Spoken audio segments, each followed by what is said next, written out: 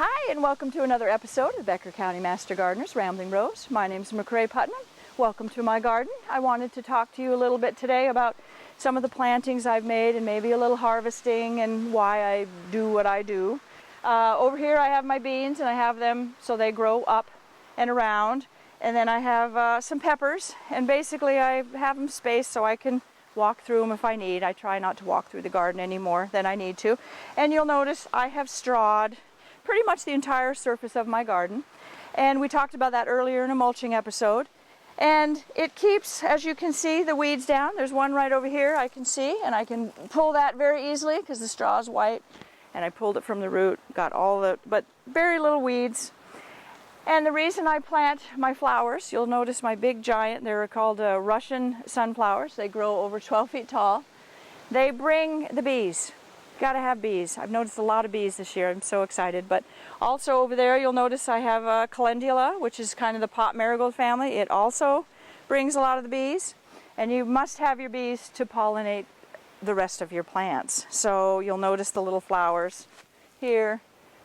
The bees will come and pollinate the male and the female flowers all the way around. So I notice my peppers here are just about ready to harvest, a few down there. So I'll be picking a few of those today.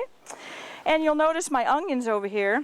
This nasty hot weather we've had last week kind of burned the tops, but I'm going to leave them in for a while. I might move the straw a little bit around, but when you go to harvest your onions, you kind of just pull them up gently and lay them in the ground for a little while. Let them cure for about an hour or so. I'll pick them because I'm going to do a little pickling this afternoon. So I'm going to pull another one over here because this one looks dandy as well. And I'll lay that down and let that cure in the garden for a little while, and I'll come back in a bit.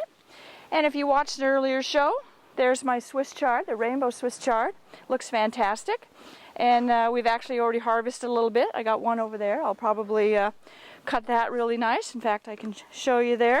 When I harvest my Swiss chard, I will come down here and cut.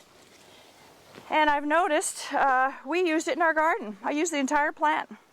I cut this for celery, almost like celery, and I cut the leaves. It was quite delicious in our salad that we had last week. So I'll put that in my bucket. And then over here we have our potatoes. And you'll notice some are green, some are turning brown. Basically the brown ones are ready to harvest. I took the liberty of harvesting one earlier, and I let the potatoes sit for an hour or two. This one has a brown one and a green one, so I'm going to wait a little longer.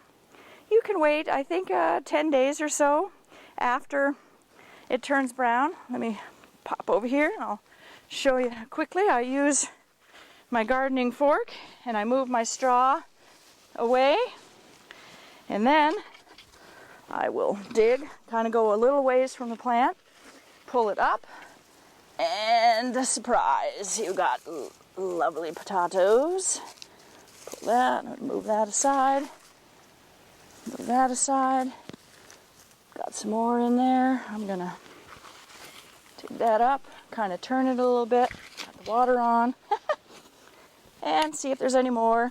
Kind of go out a little bit. I think that's probably it for that guy. There you go. We got our potatoes. And then I for sure will cover that up. You never want any blank dirt hanging out in your garden. It just asks for weeds. So I'll lay these out, let them dry for an hour or two, and then I'll come back and I'll put them in my bucket. But that's a few tips for your garden. I hope this helps you. Thanks for watching.